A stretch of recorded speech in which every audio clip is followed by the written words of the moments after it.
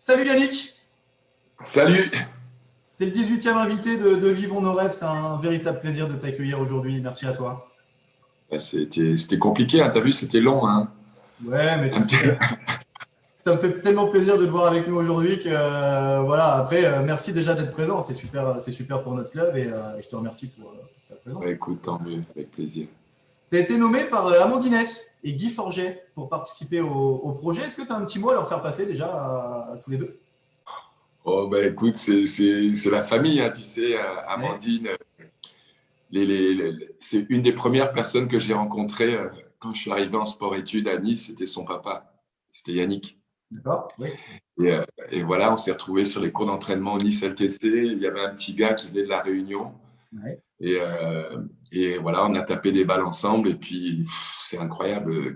45 ans à peu près après, ou peut-être plus, je me retrouve à sélectionner sa fille. Tu vois, c'était un moment fantastique. Et puis Amandine, c'est une fille merveilleuse. On a passé des moments fantastiques en Fed Cup. Et puis elle a gagné un double incroyable, décisif. C'est vous, Non, c'était voilà, les souvenirs de Fed Cup avec Amandine, ils sont très précieux. Et puis Guy, bah, écoute, Guy, qu'est-ce que tu veux que je te dis? Je sais pas par où commencer, quoi. Guy, c'est mon frère. Guy, c'est mon Eh, frangin. Je suis le c'est ton parrain de son partenaire de fils. golf On a maintenant. tellement de choses ensemble. C'est ton partenaire de golf maintenant. C'est mon partenaire de vie, je crois, plus que tout. Ouais. Voilà, Guy, c'est mon frangin. On se connaît depuis 45 ans. Pareil. Voilà, on a vécu des choses extraordinaires. On a été numéro un en double ensemble. On a vécu des moments fantastiques sur le circuit tous les deux. Mhm. Bah, il gagne la balle de match de la finale mythique en 91. Voilà, je suis le parrain de son gamin, de Mathieu. Voilà, quoi. Là, je te parle, je l'ai eu il y a 10 minutes au téléphone. Justement, pour faire le lien un petit peu avec toutes ces personnalités qui participent à notre projet, qu'est-ce que tu penses, toi, de cette idée de rassembler un petit peu les clubs amateurs, les joueurs professionnels, les artistes, les passionnés de tennis, les DJ, parce qu'on a même Bob Sinclair qui a participé au projet. Qu'est-ce que tu penses de cette idée de rassembler toute cette famille du tennis autour de cette passion qu'on a tous? Ben, je veux dire, tu as répondu. Je veux dire, tu sais, le lien qu'il y a entre les professionnels et les joueurs amateurs, ben, des gens, même si tu veux, qui sont connus parce qu'ils maîtrisent d'autres professions. Le lien qu'on a, c'est la passion du jeu, quoi. Et c'est excitant pour les amateurs de parler aux professionnels, Ouais. mais c'est bien aussi pour les professionnels de parler aux amateurs parce que tu sais, avec le temps, au début, nous, on commence avec cette passion pour le jeu, puis ça devient notre métier, puis ça devient plus difficile, il y a des intérêts, ben, voilà, on est professionnel, on devient, il y a la pression, il y a la tension, il y a les matchs tous les jours, il y a l'entraînement quotidien.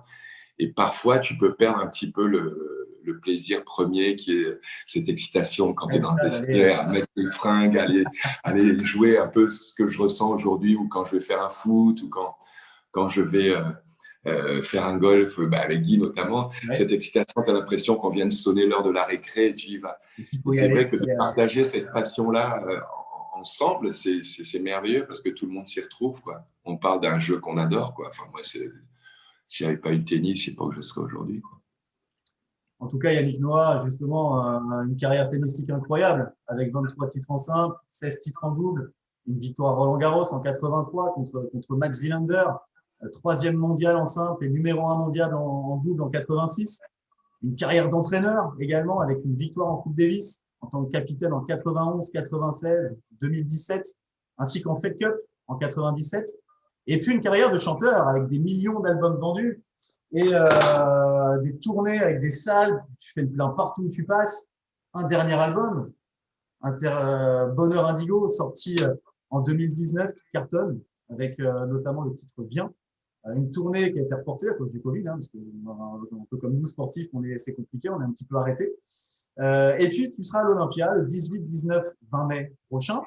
Est-ce que tu peux nous décrire, Yannick, dans les trois catégories que je viens de citer, c'est-à-dire le joueur, l'entraîneur et le chanteur, l'un de tes plus beaux souvenirs dans ces trois catégories-là? Est-ce que si je te dis aujourd'hui, voilà, un souvenir de joueur, un souvenir de chanteur, un souvenir de capitaine, qu'est-ce qui te revient en premier en tête? Il y en a beaucoup sûrement, mais lequel, lesquels?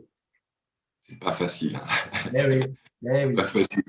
Ou tu as 20 minutes avant pour que je te réponde, ou alors tu me dis que tu as 30 secondes et alors ça va être rapide. Et bon, bah, c'est tout, c'est la première coupe. La première coupe, tu sais, j'étais môme, j'étais au Cameroun, c'est ma première coupe, quoi. La première coupe, elle est tellement importante. C'est celle-là qui te donne envie de continuer, voilà, de faire d'autres matchs, de progresser. Ouais, j'avais 10 ans. Et puis, voilà, mon premier titre aussi, c'est important. Il y a un tournoi, ouais, il y a un titre qui était important, c'est quand j'ai gagné le tournoi de Nice, Ouais. l'Open de Nice. Bah, j'étais pensionnaire, j'étais ramasseur de balles pendant le tournoi des années avant, et tout d'un coup, bah, je gagne un peu chez moi, sur le central du Parc Impérial. Ça, c'était un moment super, contre Mario Martinez. Et puis, ouais, là, le premier match de Coupe Davis, je joue ma première sélection avec François Geoffrey. On joue en double. Pour moi, c'était une première sélection. Alors, tu es entre la tension, impressionné d'être au milieu de gens que tu admires, que tu sais pas. J'avais des photos d'eux dans ma chambre en pension. Et je me retrouve avec François et puis on gagne ce double contre les frères Lloyd et ils me sautent dans les bras comme si on avait gagné toute la Coupe Davis, quoi. C'était merveilleux. C'est là que j'ai senti l'importance de la Coupe Davis, surtout pour nous Français. Ouais. Bien sûr, Roland, on en a parlé beaucoup. C'était le rêve de ma vie, quoi. Gagner un tournoi du Grand Chelem, mais plus qu'un tournoi du Grand Chelem, c'était mon rêve, c'était gagner Roland. Gagner encore une fois à la maison. Je me sens plus fort, en fait, quand je suis à la maison, quand il y a les poteaux, quand il y a la famille. Voilà, je joue un peu pour eux. Et voilà, pour ce qui est de la Coupe Davis, ouais, en entraîneur, tu sais, tout ça, c'est une aventure humaine.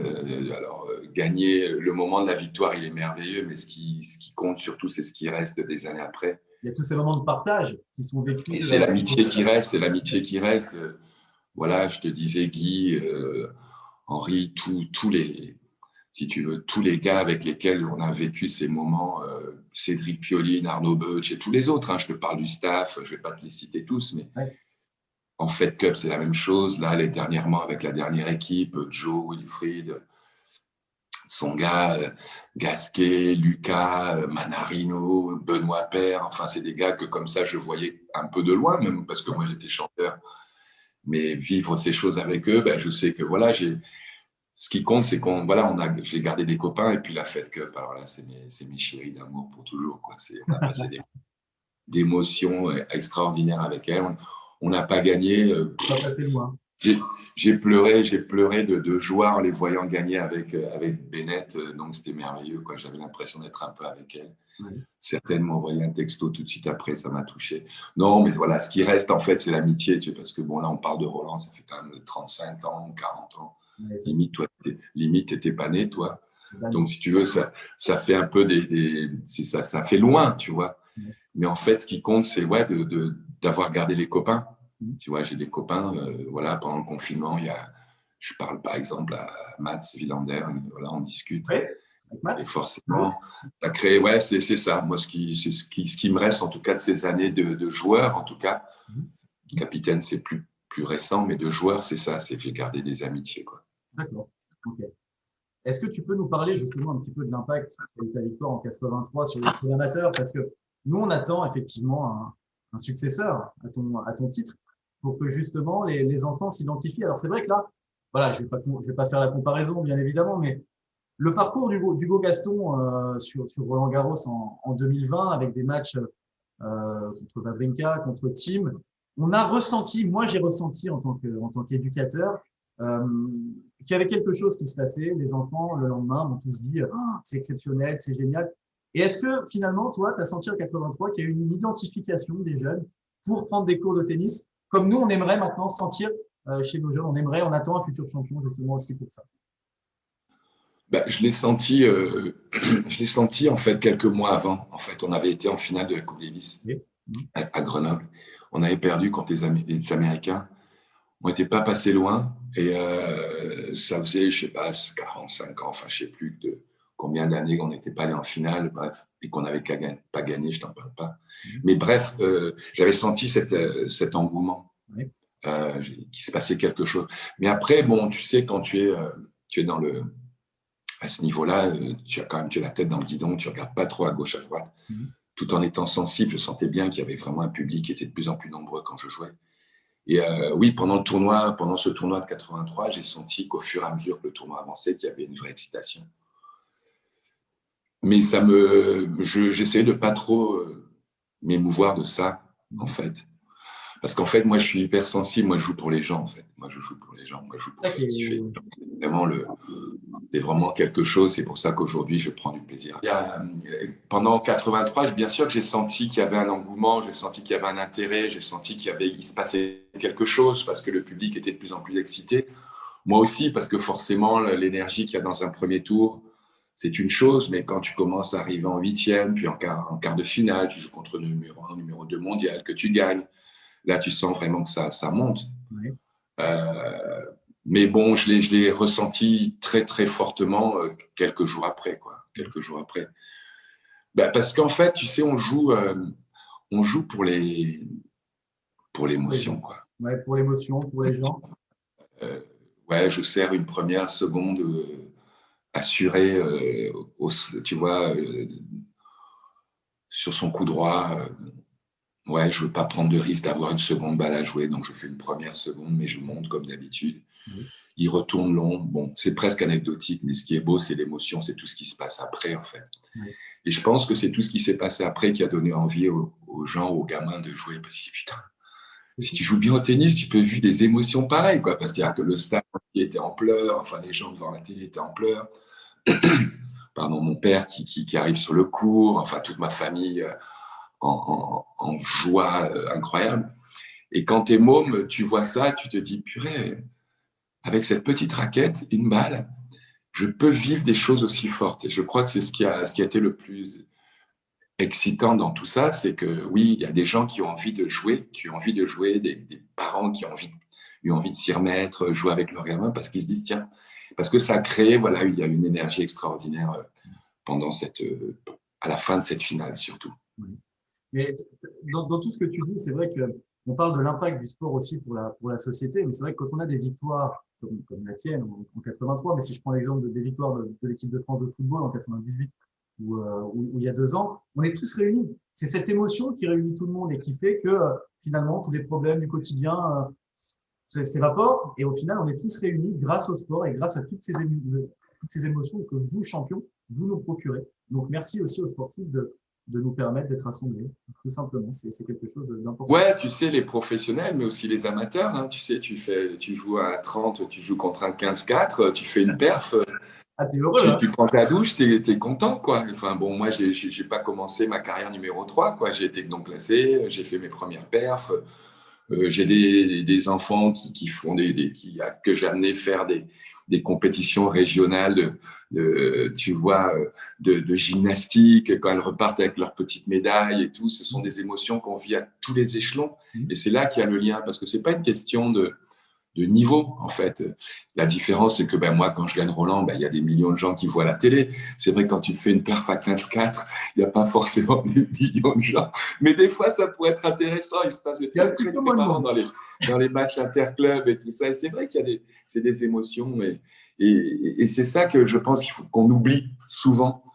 Parce qu'on parle beaucoup de technique, on parle beaucoup de rendement, comment dire, de tactique, on parle de plein de choses, mais on ne parle pas assez de l'émotion quand on joue pour ça, quoi. Moi, quand je mets un putt avec Guy Forget, que je rentre un putt au golf de 1,50 m, mais j'en vois la purée, quoi. Je suis heureux, quoi.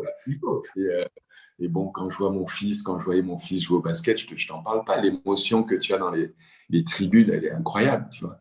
Donc, ouais, en fait, on joue pour vibrer et puis on se met devant notre télé pour supporter les joueurs et les joueuses et les équipes parce qu'on a besoin de vibrer. Regarde, aujourd'hui, c'est quand même chaud, quoi. On vibre moins, quoi. C'est toute une question de vibration, quoi. Les concerts, tout ça, on a besoin de se nourrir de ces moments-là. Et en sport, on a ça parce que quand il y a une balle de match, une finale, l'adrénaline, elle est puissante. Elle est puissante, oui. Exactement. Et c'est vrai, on fait un petit clin d'œil, comme moi, je fais un petit clin d'œil aussi à tous nos licenciés qui vont nous regarder.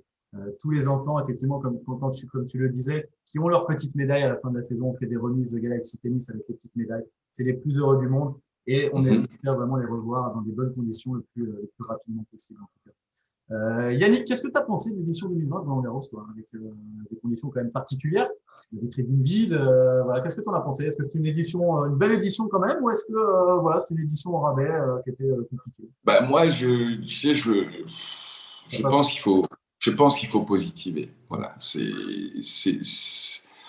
c'était une compétition hors norme. Mhm. Voilà, c'est un tournoi hors norme, hors du temps. Je peux pas il faut pas le comparer avec d'autres éditions.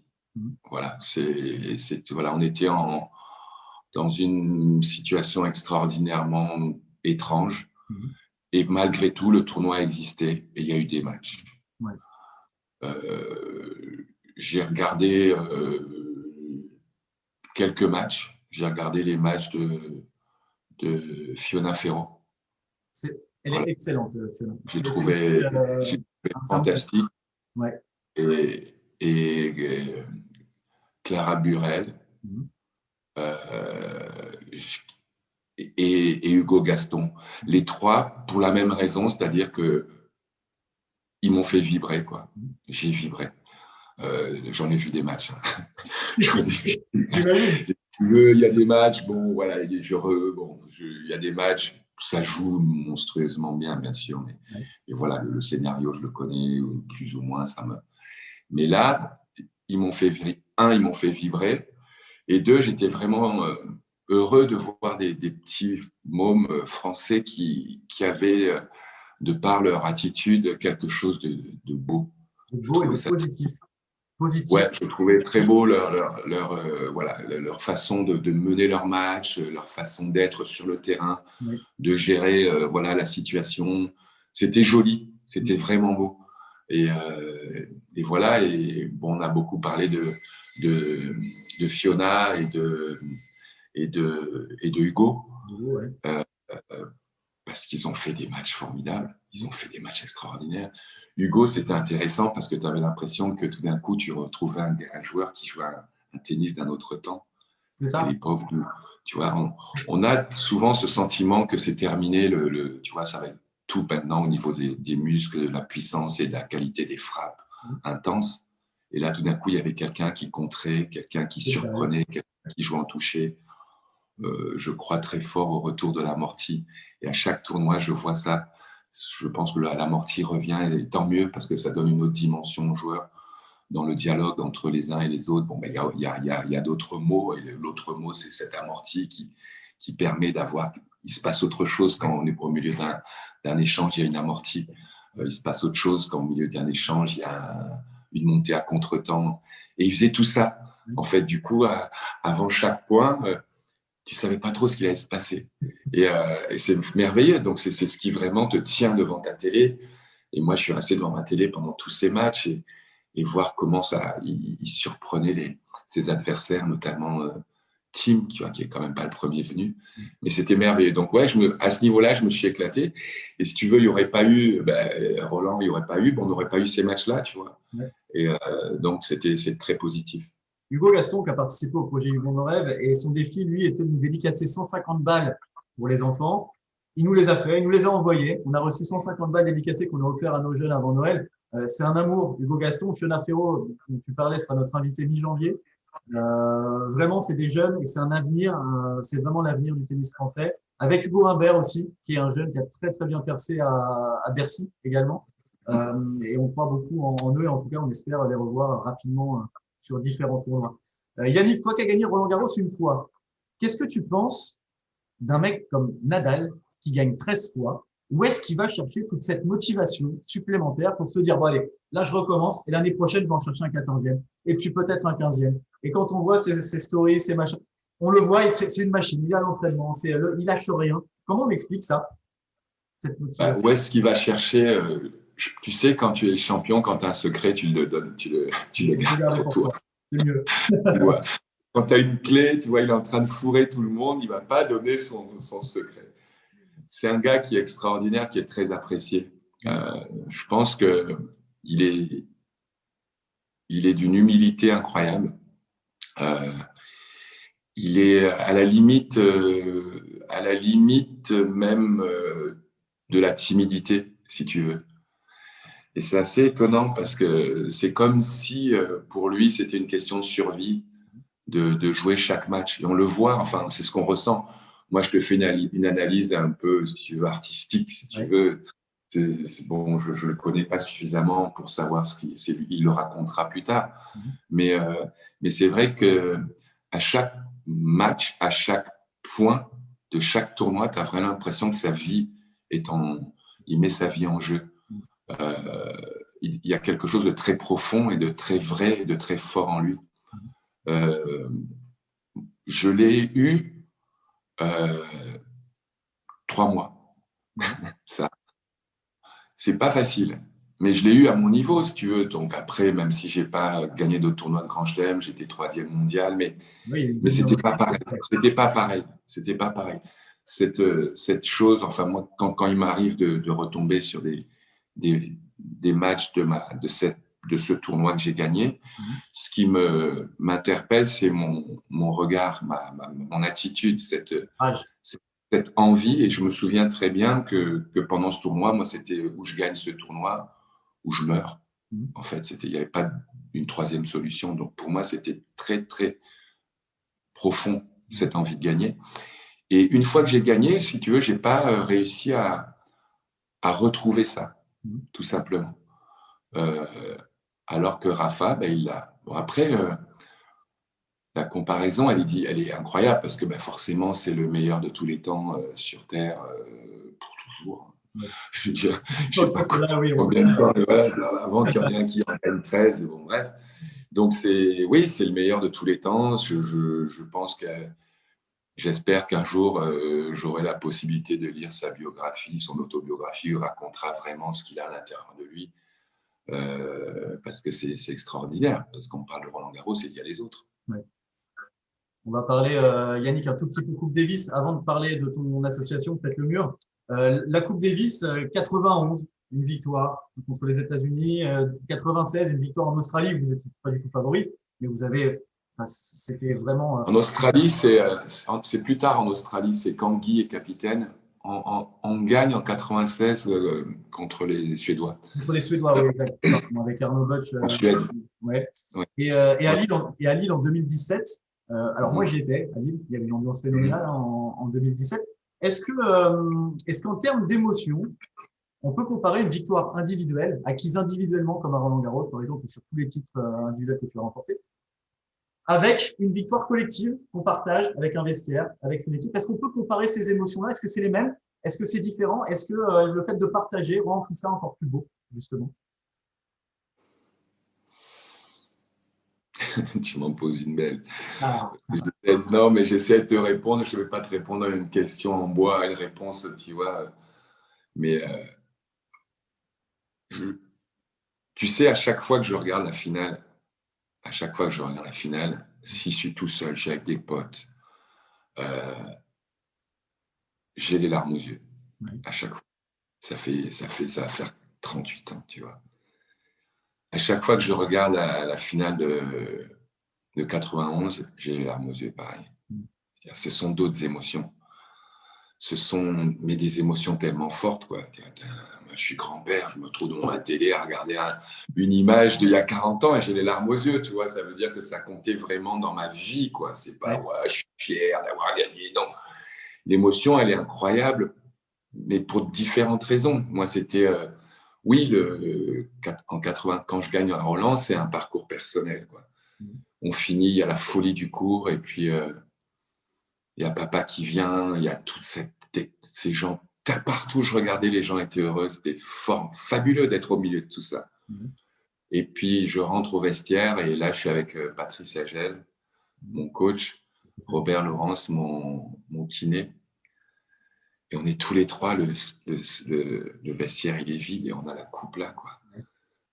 On parle très peu, quoi. Mais c'est merveilleux comme sentiment. C'est délicieux, quoi. C'est presque indescriptible. En tout La cas, ce qui est Coupe incroyable, Davis. c'est que cette émotion, nous, on la ressent là. Moi, je la ressens là. Tu vois, tu m'en parles, mais Ouais, c'est vachement fort ce que tu dis. C'est vrai. Et ouais, j'ai larmes aux yeux encore en parlant. C'est ça qui est fort. ouais. Et en Coupe Davis, moi, quand j'ai vécu ça, mon rêve, c'était que mes potes, parce que j'étais pas capitaine de l'équipe de France, j'étais capitaine d'Henri et Guy et Arnaud. C'était mes amis. Oui. C'est pas pareil. Et moi, mon rêve, c'était qu'ils vivent ce que je suis en train de te raconter, qu'ils le vivent, que je participe à ça, mais que eux le vivent, ce sentiment de la balle de match, du dernier point, de la finale, du tournoi. Et, euh, et là, quand on l'a vécu, c'est incroyable parce que tu prends ton meilleur pote dans les bras, quoi, tu vois, on pleure. C'est pas tous les jours que tu pleures de joie dans les bras de ton meilleur pote. Non. D'ailleurs, quand tes meilleurs potes, on meurt on rigole, on fait les cons, on boit des coups, on vit des choses fortes, hein, on peut vivre des émotions, mais pleurer de joie dans les bras de ton meilleur pote, tu vois, c'est pas tous les jours. Et puis avec Henri, c'est la même chose, tu vois. Et puis on arrive dans le vestiaire et là, c'était tellement d'excitation, de pression, d'adrénaline, que là, ça part dans tous les sens, ça crie, ça chante, on s'embrasse, on se rembrasse, on se voit, on s'embrasse. Et puis avec tout un groupe, tu vois, parce que si tu veux, on était vraiment enfermés pendant 15 jours, quoi. 15 jours, 15 nuits à penser qu'à ça, qu'à ça, qu'à ça, qu'à ça, qu'à ça, tout le temps, s'entraîner, s'entraîner, s'entraîner, bouffer en y pensant, dormir en y pensant, jouer toute la journée, se faire masser toute la journée pendant 15 jours. Et on joue contre la meilleure équipe qu'on n'a jamais joué, nous, en tout cas, de toutes mes. Voilà, à Gassis-Sampras, j'ai jamais joué d'équipe aussi forte. Et on les bat, quoi, chez nous. On n'avait pas gagné depuis, je sais pas, 50 ans, je sais plus. Enfin, ce qui veut dire que c'est pas que nous, on n'avait pas gagné, c'est que le public, tous les gens qui étaient au stade, n'avaient pas un seul qui avait vécu cette émotion de gagner.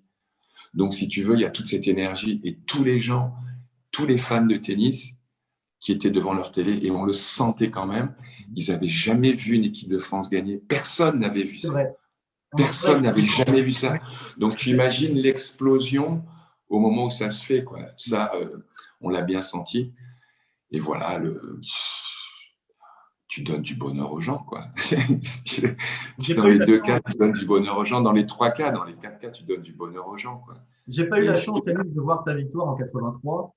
J'ai eu la chance de voir celle de l'équipe de France en 91 et je peux te faire une confidence. Je peux te dire, voilà, j'ai commencé le tennis avec cette victoire de l'équipe de France parce qu'effectivement, toutes ces émotions qui sont partagées et qu'on a vu cette saga Africa à la fin, enfin, tout ça, c'est des moments qui sont extrêmement forts pour nous, enfants, qu'on était, enfin, que j'étais, moi, personnellement. Et oui, je tiens à te remercier pour tous ces moments-là que nous, on a vécu et que moi, j'ai vécu aussi en tant qu'enfant.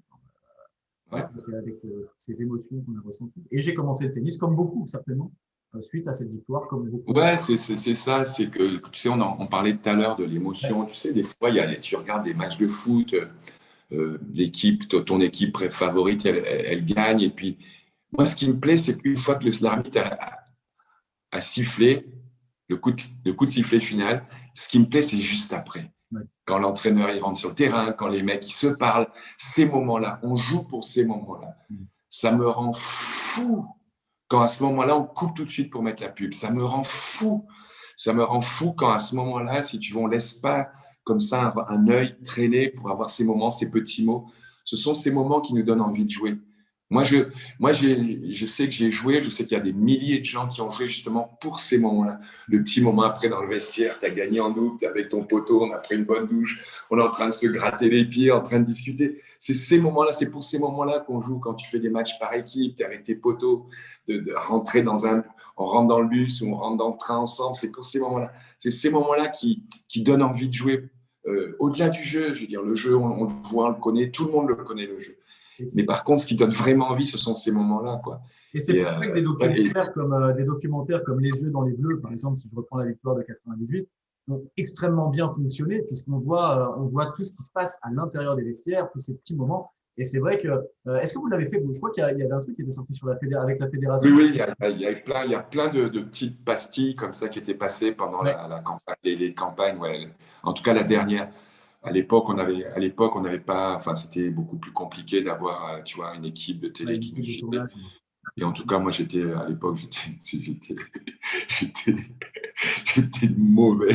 J'étais interdiction de filmer, interdiction de à Pas la le télé. reflet. Ah non, non, Mais t'as raison. ah non, mais j'étais hyper strict là-dessus. Maintenant, ça s'ouvre un petit peu. Mais bon, quand je suis revenu là, pour cette campagne, j'étais pas fan. Et puis, il s'est trouvé que, bon, ben, on m'a présenté Benji, qui est le mec le plus discret du monde, qui tous les soirs me montrait des images incroyables. Et je suis tellement heureux d'avoir ces images parce que, comme tu dis, hein, ce sont des souvenirs incroyables. Ouais, ça s'appelait la Minute Bleue. La minute bleue, exactement, ouais. C'était très sympa. Et c'est surtout tous les rushs, tu vois, parce qu'ils montrent ce qu'on peut montrer, parce que toutes les vraies conneries, nous, on les a, nous, les vraies conneries. Envoyez-les nous, on veut les les voir. vraies conneries. Et il va falloir Faut les monnayer. parce que Ah oui, mais non. les vrais dossiers, on les a. On ne peut pas les faire passer à la télé. Ah, c'est un souvenir merveilleux. Un tout petit mot sur allez, la réforme de la Coupe Davis, en un mot. C'est de la merde. Ça fait 3. Gâchis. Non, non, mais c'est une grosse. Voilà, il n'y a plus de Coupe Davis, c'est fini la Coupe Non, c'est Davis. fini, la Coupe Davis. Et à la limite, la TP Cup est plus intéressante. Tu vois. Oui, oui. Oh, il y avait ce côté sympa où les joueurs étaient la compétition de Moratoglou, et puis des exhibitions, et puis voilà, oui, c'est très bien. Mais tout ça est très bien. Mais c'est juste pas la Coupe Davis. C'est différent. Bah, la Coupe Davis, il y a des gens qui regarderont ce qu'ils appellent la Coupe Davis, mais c'est pas la Coupe Davis. Ils devraient changer de nom. Je pense qu'ils devraient avoir la délicatesse et la finesse de changer de nom. Changer. Ouais. Parce que ça n'a plus rien à voir. Il n'y a plus ces émotions avec le public à domicile à l'extérieur. Quand j'ai vu la dernière fois, là, je crois que c'est l'Espagne qui a gagné avec le trophée au milieu, j'étais dégoûté. Et puis le premier tour, je crois qu'il y a un France-Japon avec 30 personnes dans les gradins sur un premier match. C'est incroyable quand on se rappelle les ambiances qu'il y a, quand on voit l'ambiance de Lille, quand on voit les ambiances en 91 à Lyon. Enfin, c'est un truc de fou. Oui, la Coupe Davis a été détruite. Ouais, c'était une grosse escroquerie. On va parler, Yannick. Mais tu sais quoi? Ouais, vas-y, dis-moi. Écoute, je suis à la fois un peu fou et optimiste. Mais vas-y. C'est pas exclu que ça revienne. Ah, t'as des infos? Non, aucune. Là, c'est juste en te parlant comme ça, parce que je me dis, c'est pas possible qu'on ait tué une compétition comme celle-là. Je pense et j'espère qu'ils vont se planter. Voilà, je te le dis franchement. J'espère qu'ils vont se planter, qu'ils vont paumer tout ce qu'ils ont mis, voilà, qu'ils vont plus réussir à s'en sortir financièrement et qu'ils vont revenir à l'ancienne formule. Voilà, j'espère. On fait un petit coucou à Gérard Piquet qui ne nous regardera pas, mais il y a un PSG Barcelone dans quelques Il n'y en a rien à foutre de nous, Gérard. Il n'y a rien à faire du tennis. Gérard, il n'a rien à faire, Gérard, du tennis tranquille. Bon, Yannick, on va parler de ton association Faites le Mur que tu as fondée en 96. T'es le président. On a reçu la marraine de l'association, Tatiana Golovin, qui a participé au projet Vivons nos rêves, qui a parlé de l'association et qui a très bien défendu toutes ces Tatiana, elle est incroyable. Elle est fantastique. Et Tatiana qui viendra participer à une animation, puisque son petit défi a été relevé, qui viendra dans notre club participer à une animation. Alors pourquoi pas faire un petit parallèle avec Faites le Mur, on verra un petit peu ce qu'on peut faire autour de ça. Est-ce que tu peux nous en parler un petit peu à ton tour de ton association, le tennis contre l'exclusion, parce que c'est un sujet vraiment important. Oui, c'est important. Ça fait partie d'un des. Voilà, c'est quelque chose qui compte dans ma vie. À un moment, j'ai toujours aimé transmettre, en fait. Voilà, je réalise ça et j'arrive à mettre des mots sur ces émotions-là maintenant. Mais j'ai toujours aimé ça. Quand j'étais joueur, j'aimais transmettre. En tant que capitaine, c'était toujours dans la transmission. Dans la musique, c'est la transmission. Et il me manquait quelque chose, voilà, parce que tant bien même, j'étais engagé avec des associations humanitaires et notamment avec celle de ma mère, les Enfants de la Terre. J'avais envie de faire quelque chose dans le tennis. Et il se trouve que Arthur Ashe avait comme une association énorme aux États-Unis, justement, pour rendre accessible le tennis dans les quartiers populaires. Et voilà, j'ai lancé ça avec ma copine Séverine Thieffry, et ça fait déjà 26 ans, c'est 6000 gamins qui jouent.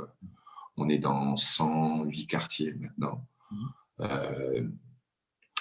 C'est un bonheur de voir les gamins taper des balles avec eux. C'est un bonheur de les voir quand on fait les tournois intercites, quand on fait le rassemblement national et qu'on les voit faire des matchs, qu'on les voit s'amuser entre eux, qu'on les voit tellement heureux de sortir un peu de leur quotidien, Quand je vais taper des balles avec eux, la tête de ces mômes tellement impressionnés, et puis ils ne savent pas trop, ils sont entre la réalité et le rêve.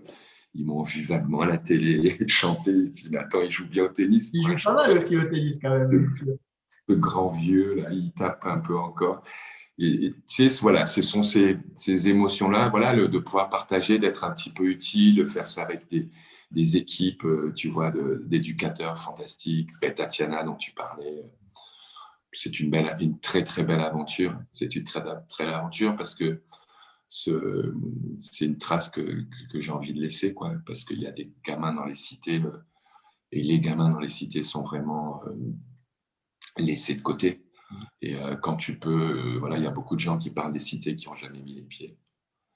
Et je pense que tant qu'on n'y a rien fait, il faut fermer sa gueule. Voilà. Il faut faire, voilà, faire quelque chose. Il faut aider les gamins. Il faut aider l'autre, quoi. C'est tout. Et que moi, j'ai des réseaux dans le tennis. J'ai des sponsors qui m'aident. J'ai des annonceurs. J'ai des gens. J'ai des vrais amis. Et voilà. Et on vit tous ensemble une très très belle aventure humaine, quoi, à travers cette association, parce que je pense que ça passe vite. Ça fait déjà 24 ans. Tout passe vite. J'ai l'impression d'être sur un toboggan. Ouais. Et qu'il faut que je profite de chaque instant, là, parce que 60 balais, là, à chaque fois, j'ai des souvenirs, tu sais, des souvenirs, mais des souvenirs il y a 40 ans, il y a 30 ans. Oui, putain, ouais, il y a 15 jours, il y a 3 mois, il y a 2 ans, mais il y a 40 ans, il y a 26 ans, faites le mur, c'est 24 ans, faites le mur. Déjà, c'est incroyable, j'ai l'impression que c'était avant-hier. Mais voilà, j'adore les gens avec lesquels je travaille, les mômes sont fabuleux. En tout cas, c'est une super association qui défend et c'est vrai qu'on relaiera bien évidemment tout ce que vous faites au sein de Faites le Mur. Là, je sais que tu es à La Réunion il y a quelques jours. Ouais, tous les ans, on fait un voyage. Voilà, on prend les 4 meilleures filles, 4 meilleurs garçons de chaque site, tu vois, et ça fait à peu près, ouais, avec les éducateurs, 200 ou 250 personnes. Et on fait un voyage. Alors, bon, les gamins, pour la plupart, ils n'ont jamais ou vu la mer, ou se baigner dans une piscine, ou enfin bref, étaient en colo, quoi. Et donc, ouais, on a fait des très, très beaux voyages. Et le plus beau, c'était à l'île de la Réunion. C'était extraordinaire. Extraordinaire, les gamins dans l'avion, c'était juste. C'est la première fois qu'ils prenaient l'avion, tous. Flashback, Yannick, tu disais, oh, on revient en arrière, on parle des souvenirs, tout ça. Mais moi, je vais t'en montrer un souvenir. Ce petit flashback-là, avec cette petite photo-là, tout tombe d'ailleurs. Est-ce que tu te rappelles de ce moment-là? Attends, excuse-moi, je vois pas très bien. Alors, je vais rapprocher un petit peu. Oh merde. Bon, je suis avec des gamins, excuse-moi, je vois rien et normalement, je dois avoir mes lunettes. Alors là, franchement, Alors, si je te parle de Soir au village en 1998. Ah, Soir au village, déjà, je sais ce que c'est. Soir au village en 98, chez nous, à Saint-Calais et Bessé-sur-Bresle. Tu étais venu à Saint-Calais justement avec ton pote Manu Dibango pour donner un petit concert voilà, dans le cadre de Soir au village. Nous, c'est un festival qui a très très bien fonctionné, qui est malheureusement arrêté depuis. Est-ce que tu as des petits souvenirs à nous raconter de ton passage à Les souvenirs. et C'était des souvenirs. Tu sais, Manu, c'était Manu Dibango, c'est comme mon tonton. C'était son meilleur ami. Un de ses meilleurs amis, c'était mon oncle, et il était très proche de mon père. Et donc, je voyais Manu quand j'ai grandi au Cameroun. Je voyais Manu souvent. Puis les années ont passé, je sais pas, 2, 3 décennies. Je veux dire, bon, je connaissais Manu en tant l'artiste Manu, bien sûr. Et puis ouais, quand j'ai commencé à faire de la musique, il m'a conseillé. Il m'a vraiment conseillé, il m'a motivé. Quand je jouais, la famille de Manu était bien sûr toujours là à me supporter quand je jouais au tennis. Et puis voilà, le temps a passé. Puis 98, ouais, je commençais à jouer un peu. J'avais fait quelques albums qui ne marchaient pas vraiment, mais j'adorais ça. J'ai toujours adoré la musique. Et puis voilà, il m'avait parlé de Saint-Calais. Bon, il a commencé à me parler du festival, mais de l'histoire du festival, surtout du rapport qu'il avait avec la ville, le village. de son enfance, de comment il était arrivé. Et ça me rappelait un peu l'histoire de mon père, pas un petit peu la mienne, mais moi j'étais en pension. Mais c'était surtout cette magnifique histoire qu'il avait et ce lien qu'il avait avec ce Saint-Calais. Il me dit, j'ai organisé un festival, est-ce que tu viendrais? Il n'avait pas fini l'histoire, j'avais déjà dit oui, quoi. Force bien évidemment que je viens. Et c'était un super moment au-delà de ce qui s'est passé sur scène. Je me souviens plus trop de ce que j'ai chanté, mais par contre, je me souviens d'un déjeuner juste avant avec ses copains, justement des gens qu'il avait connus à l'époque. C'était très, très touchant, quoi. Vraiment, c'est là que tu vois que voilà, il y a une fraternité entre les gens et que voilà, on peut avoir des aventures en commun. Et puis, on se retrouve avec des frangins et des frangines. Voilà, tu as le grand sage camerounais avec des grands sages du coin. Et c'est vrai qu'à l'époque, il m'a raconté que quand il est arrivé là-bas, on regardait ce grand noir qui se baladait. Ils n'avaient jamais vu un noir de leur vie pour la plupart. Donc, c'était assez marrant. Et puis tout ça, toujours avec son sourire, avec ses éclats de rire légendaires. Ouais, il manque beaucoup, Manu, il manque beaucoup. C'était un moment très difficile quand il est parti il y a quelques mois. Mais c'était un très beau souvenir, en tout cas, très, très beau souvenir. Et pour la petite anecdote, c'est vrai que sur cette journée-là, justement, de concert, tu nous avais consacré un petit peu de temps. C'est justement la photo que je te montrais et qui va apparaître sur le petit montage qui est là, où tu nous avais cassé des petites balles, des petites casquettes, voilà, des petits carnets d'autographes. Et c'est vrai que moi, j'ai toujours ça en tête. Tu vois, les enfants, ça les marque, hein. Moi, j'ai toujours ça en tête. Et voilà, je te remercie pour ta simplicité et puis aussi ce petit moment que tu nous avais accordé parce que je pense que ça avait marqué les gens et les enfants, en tout cas. Cool. Et juste pour faire le lien, parce que c'est vrai que tu disais, voilà, on avait chanté, on avait dansé. Tu avais dansé la saga Africa, parce que on n'était pas loin de l'année de la sortie de la saga Africa. Et nous, ce qu'on a fait, je sais pas si tu as vu cette petite vidéo défiler sur les réseaux sociaux, mais je l'ai vu, on avait, parce que j'étais, comme je te l'ai dit, à la finale à Lille, et on s'est dit, ils vont nous faire la saga Africa, les gars, à la fin de la rencontre. Et non! Alors on s'est dit, on va leur faire un petit clin d'œil. On va faire avec les enfants, là, lors du Noël du tennis, un petit hommage, un petit clin d'œil. Et cette vidéo a été visualisée plus de 80 000 fois. Enfin, ça avait été énorme. Tu avais liké d'ailleurs, je crois, à l'époque. Qu'est-ce que tu penses justement de ces petites attentions des clubs comme ça envers les champions quand il y a des victoires? Je veux dire, c'est un lien, si tu veux. Bon, moi, ça fait quoi? Ça fait 1 an et demi, en fait, que mon fils, là, mon petit, m'a dit, écoute, tu devrais voir Instagram, c'est sympa. Et j'aime beaucoup ça, en fait. Ouais. J'aime beaucoup ça parce que ça crée il y a un lien, tu as un lien avec les gens que tu aimes. Alors bon, je fais pas de la promo de ça ou de la pub ou des trucs comme ça pour avoir plus de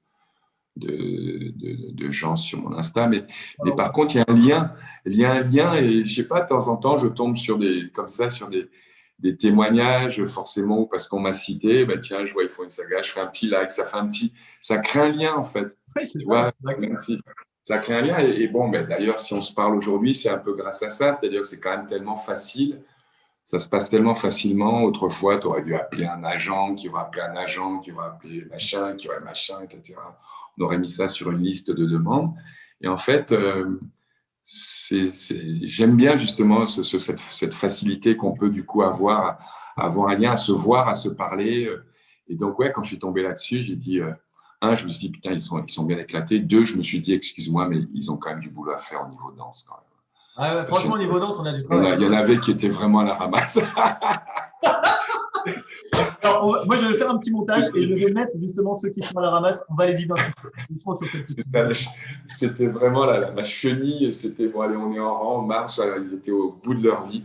Mais c'est drôle, c'était super drôle. On était plus de 100 à être réunis et c'est vrai que voilà, c'était à la belle période. On pouvait se réunir avec des conditions classiques.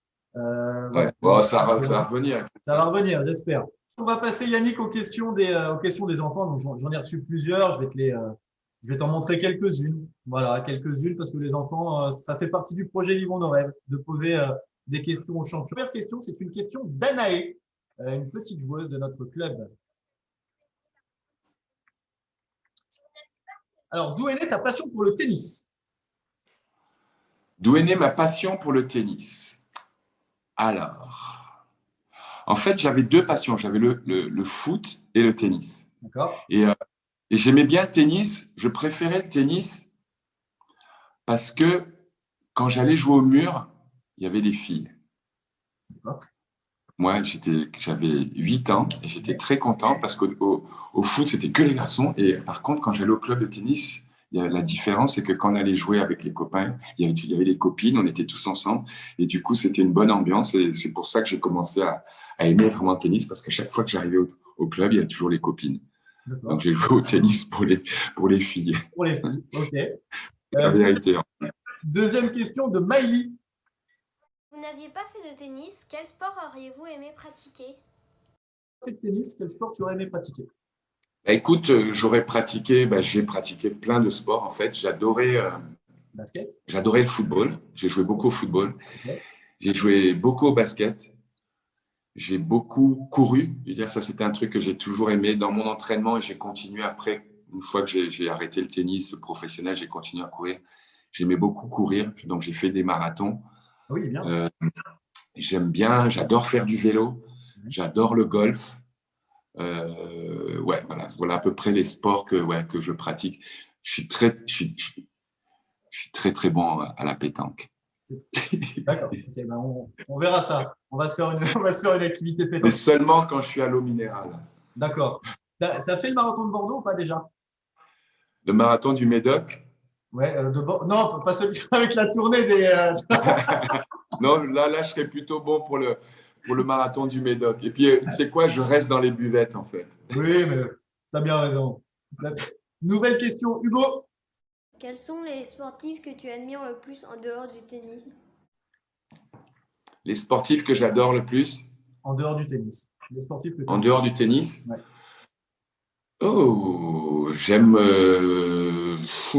Qui sont les sportifs que j'aime aujourd'hui? Ça, c'est une très bonne question. Parce que moi, c'est les sportifs, c'est plutôt des anciens. Le sportif que je préfère en ce moment, c'est un joueur de basket, il s'appelle Joachim Noah. Ah, il est pas mal apparemment, hein. C'est mon sportif préféré. Ah, il est bon, hein. Il est bon le grand garçon, hein. Ouais, il a arrêté, donc il va falloir que je me renouvelle, mais ouais, c'est mon sportif préféré. Ok, Joachim. Prochaine question, Louandre. Bonjour Yannick, c'était quoi tes meilleurs amis sur le circuit? Tes meilleurs C'était amis sur le circuit. C'était qui? Mes meilleurs amis? Ouais. Ah, j'avais plein d'amis. Alors, mes amis, c'était Guy Forget, c'était Henri Lecomte, c'était Arnaud Butch, c'était Mats Wilander, c'était John McEnroe.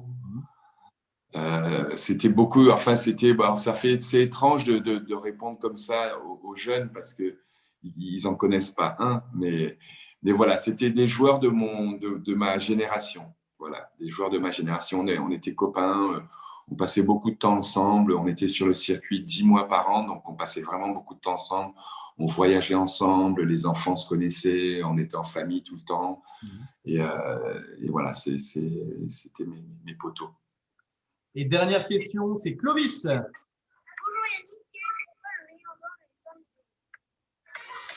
Bonjour Yannick, quel est pour toi le meilleur joueur de l'histoire du tennis? Bonjour Yannick, quel est pour toi le meilleur joueur de l'histoire du tennis? Le meilleur joueur de l'histoire, pour moi, c'est Borg. Björn Borg, ouais. Ok. Ben, c'est Borg parce que lui, il a arrêté à 26 ans et il a gagné 5 Wimbledon, 5 Roland. Il ne jouait pas en Australie, mais il en aurait gagné 5. Je pense qu'il aurait joué jusqu'à 30 ans à l'époque. Moi, c'était mon époque. Je sais qu'il nous dominait. Quand il a arrêté, il nous dominait, mais carrément. Je pense qu'il en aurait gagné 30 Grand Chelem. Donc, pour moi, c'était le meilleur de tous les temps. Aujourd'hui, parce qu'on pense beaucoup aux trois fabuleux, Oui. c'est très, très difficile parce que c'est ou Federer ou Nadal ou Federer. Mais je dois dire que 13 Roland Garros, c'est quelque chose qui ne sera jamais approché. Roger serait définitivement le numéro 1 des numéros 1 s'il y avait un titre au JO prochainement, je pense. Des JO? Ouais. Ouais. Bon. Ok. C'était l'avant-dernière parce que j'avais Nino. Dernière question, Nino.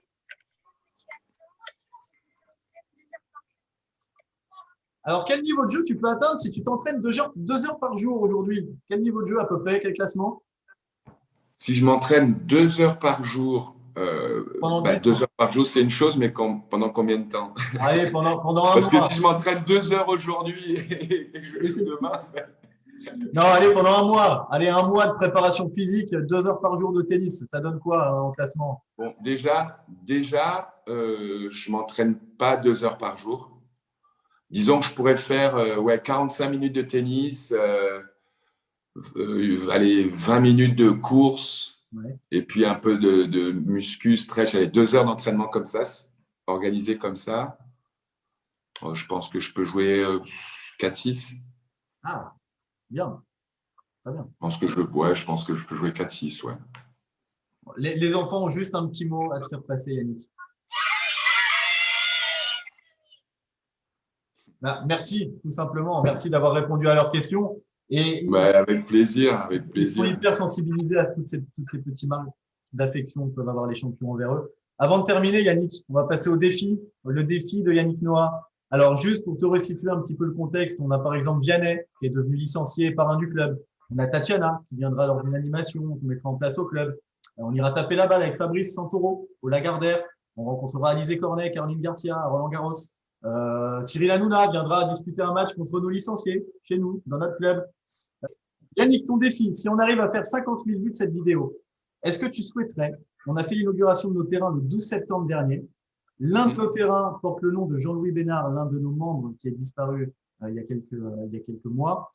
Est-ce que tu souhaiterais que toi, tu portes le nom du terrain numéro 2 de Bessé-sur-Bray et du coup venir sur nos terrains le jeudi 3 juin pour dédicacer quelques petites balles aux enfants et Pour inaugurer inaugurer, avec et Yannick Noah. voilà. Écoute, c'est bien. Ce sera l'occasion de lui rendre hommage, voir les enfants. J'ai un concert le soir, ouais, on peut le faire. Eh ben, On peut le écoute, faire. Je viendrai je viendrai en vélo. Non, je prends le TGV. Je prends le TGV. okay. Je viens, je viens en début d'après-midi, voilà. Et puis voilà, je serai prêt pour le soir après, plein de bonnes énergies. Je viendrai, voilà, éventuellement taper 2-3 balles avec les enfants, ça serait cool. Eh ben, écoute, Avec plaisir. c'est super gentil. Avec plaisir. Merci à toi. Ça sera un privilège et un honneur de te recevoir, Yannick, chez nous en tout cas. Avant de terminer, tu sais que dans Vivons nos rêves, il faut nommer 3 personnes pour prendre le relais de ton interview. Est-ce que tu as 3 noms de joueurs de tennis ou de personnalités que tu veux nommer pour prendre le relais de ton interview aujourd'hui? 3 personnes pour Ouais. prendre le relais. Ouais. Benoît Paire, Richard Gasquet Ouais. et Patrice Ageloer. Et Patrice Agelower. Benoît, tu lui envoies un petit SMS parce que j'ai contacté Richard, ça va se faire dans les prochains jours. Benoît, si tu peux lui envoyer un petit SMS ou un petit mail, tu lui dis, bon, le gars, voilà, il est un peu rigolo, il est pas trop méchant, il est cool. Mais Benoît Paire, c'est mon joueur préféré, j'adore ce type. Voilà.